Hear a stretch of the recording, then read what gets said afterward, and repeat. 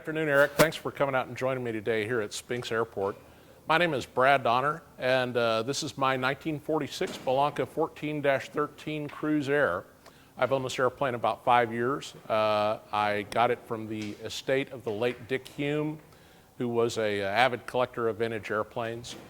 He was in Santa Maria, California. He had a large number of airplanes when he passed away, and this was one of them, and I was very fortunate to obtain it. The airplane was actually restored in 1987 by Dennis McCormick in Washington State, and he did a fantastic job on it. In 1987, these airplanes were worth very little money, and so it's rare that you find one that's been restored to this degree of detail and this degree of quality. It's certainly not a Grand Champion airplane, but it's one of the nicer 1413s that you'll see. So I was very happy to get it.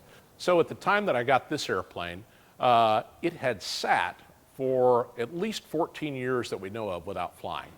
And we were very fortunate to have a young and very enthusiastic mechanic out in Santa Maria, California, by the name of George Sparks. And George worked very hard on the airplane to get it ready. Jamie Treat from out in the Colorado Springs area, who's a woodwing Bellanca expert, came out and gave the airplane a thorough annual inspection. And once we had all the mechanical issues of the airplane addressed, I went out there and started flying it because I wanted to put at least 10 and maybe even 20 hours on it locally before we took it on the long flight home. So after a little test flying in the Santa Maria area, the airplane had proven itself to be reliable and safe and ready to come home from Texas. And George hopped in the right seat with me, and away we went, and we brought the airplane home.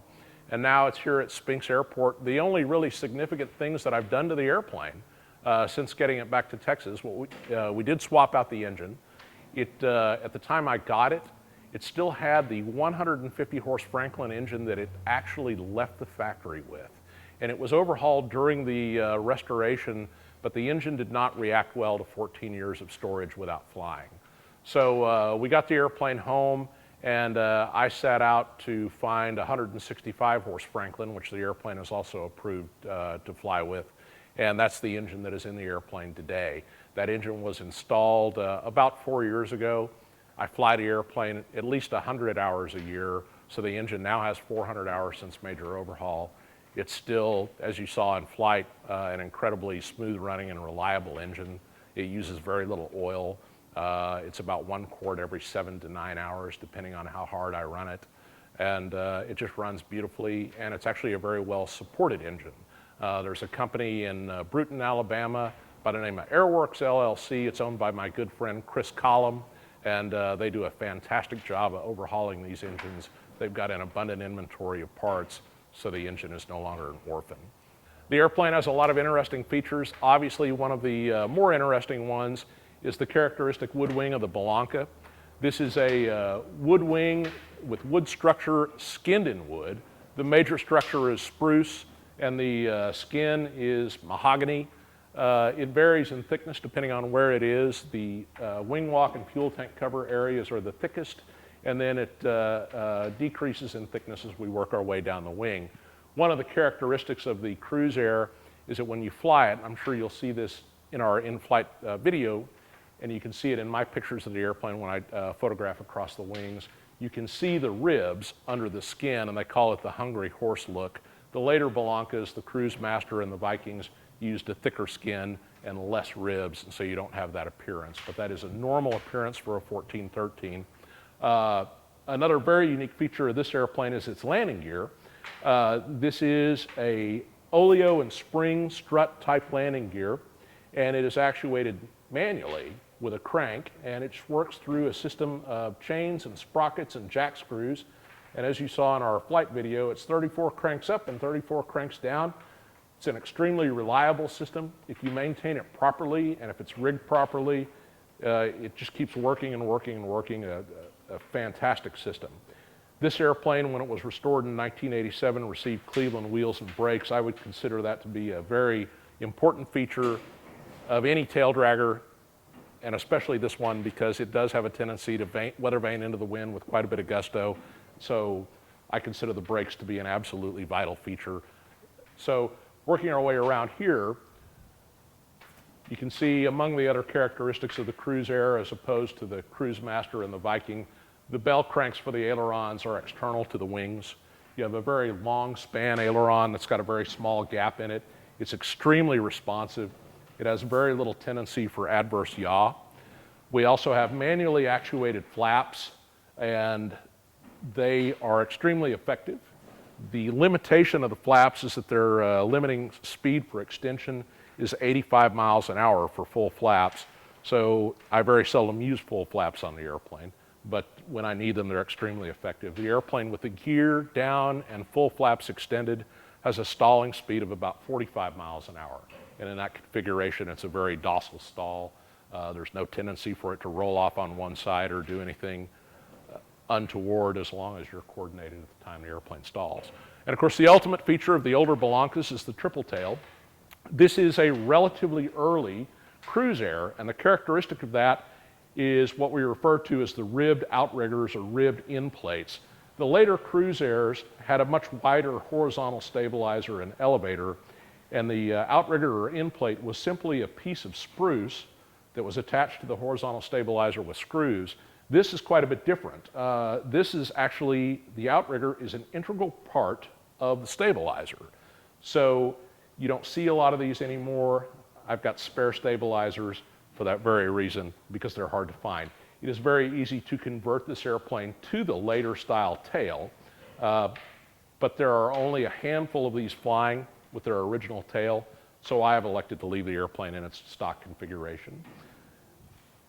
As you saw in flight, our rudder is not terribly effective, but it's adequate, and it works good in conjunction with modern brakes. On my airplane, I've elected to keep the smooth contour tail wheel. It's a pneumatic tail wheel, very reliable, very nice riding. It doesn't have any tendency to shimmy.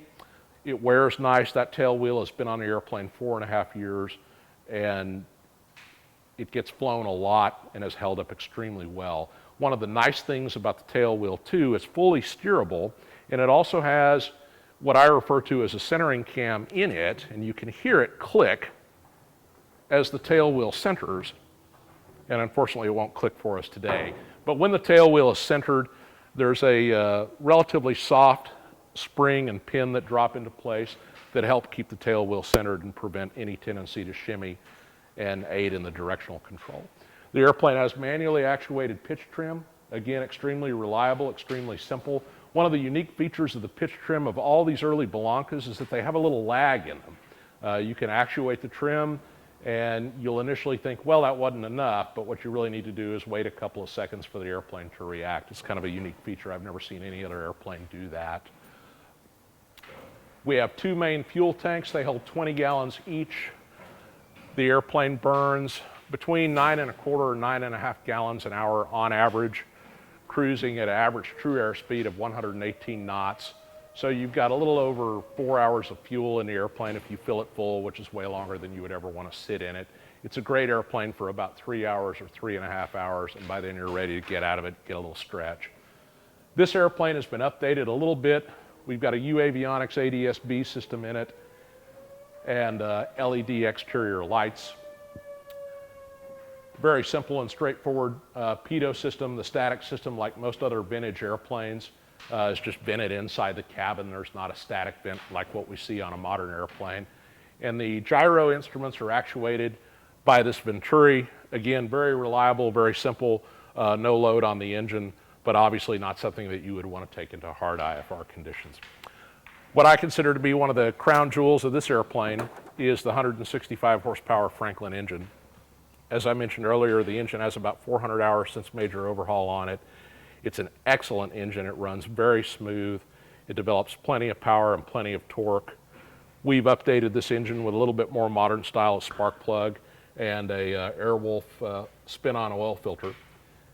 Other than that, it is pretty much exactly the engine that it was when it left the factory. One of the things that we're very proud of is when we obtained this engine, it was in such good shape and had been stored so carefully that these are actually the original rocker box covers that have not been repainted. That paint has been on there since the late 1940s, as best we can tell, and we chose not to repaint them simply because that was the original Franklin paint. And up here in the nose, we have the aromatic propeller. Aromatic produced a propeller that was kind of the forerunner to the modern constant speed prop. It has a very limited range of pitch travel. There is no control in the cockpit. This works entirely with air load, centrifugal force, and a small internal spring in the hub. And it's optimized to give you maximum RPM on takeoff and then an optimum cruise RPM in cruise flight once you bring the power back a little bit. It's a wood propeller that's coated in plastic, not dissimilar to the MT prop. It's an extremely smooth running propeller, and it works really exactly the way it should once you get it set up right. There is a lot of time and effort involved in getting it set up properly, but once it's set up the way it's supposed to, it works great, lasts a long time. This engine has also been updated with a modern aluminum oil cooler. It weighs about 4 pounds less than the original oil cooler, and on a hot Texas day, it does a much better job of keeping the engine cool.